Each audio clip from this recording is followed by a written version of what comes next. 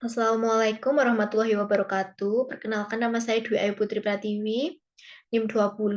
Di sini saya akan menjelaskan materi apa saja yang diberikan di kelas psikologi selama sebelum UTS.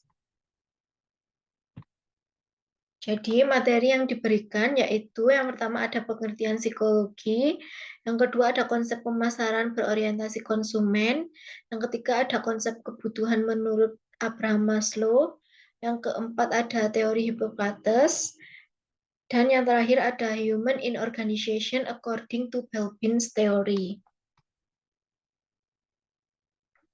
Materi yang pertama yaitu pengertian psikologi.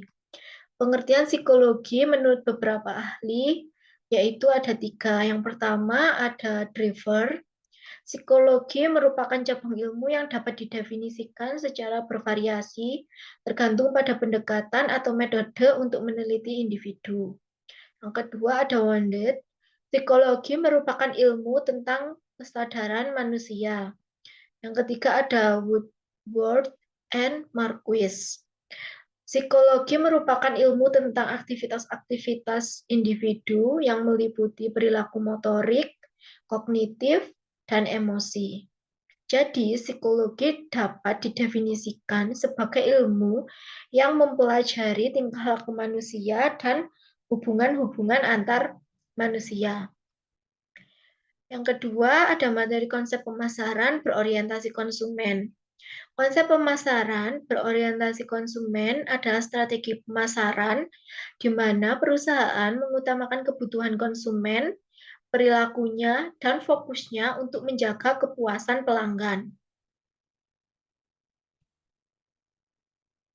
Materi yang selanjutnya ada konsep kebutuhan menurut Abraham Maslow. Nah, jadi Abraham Maslow ini merupakan seorang psikolog yang juga seorang teoritikus berasal dari Amerika.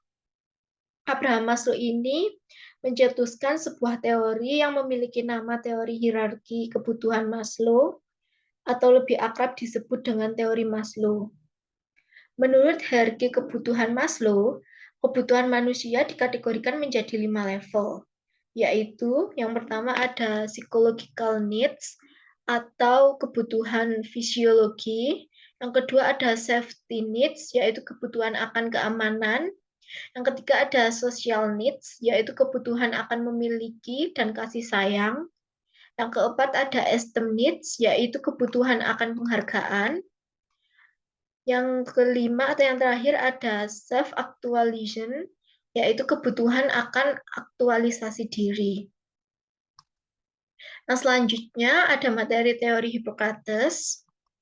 Hippocrates adalah seorang tokoh filsuf dan juga dijuluki sebagai bapak ilmu kedokteran yang berasal dari Yunani.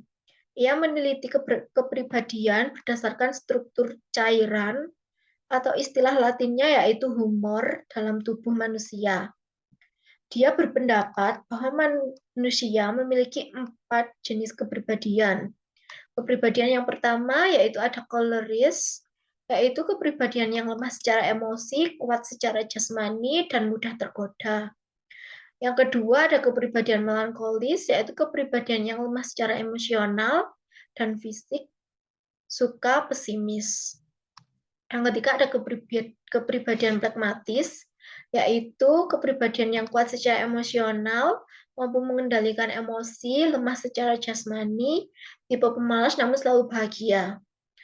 Yang keempat ada kepribadian sanguinis, yaitu kepribadian yang bertubuh kuat, energik, dan optimis.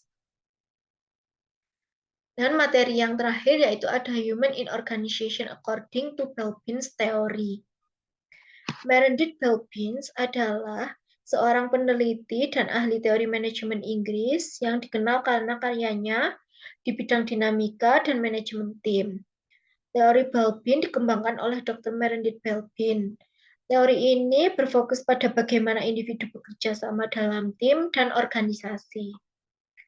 Belbin mengidentifikasi 9 peran tim yang berbeda dan dibagi menjadi 3 kelompok, yaitu ada thinking, yang pertama ada plans, yaitu seseorang yang kreatif, inovatif, dan memiliki banyak ide.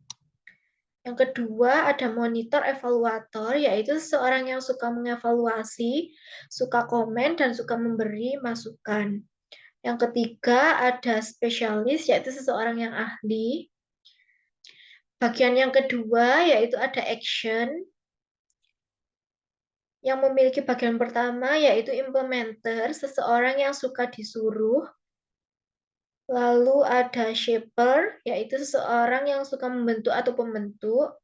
Yang ketiga ada completer finisher, yaitu seseorang yang perfeksionis.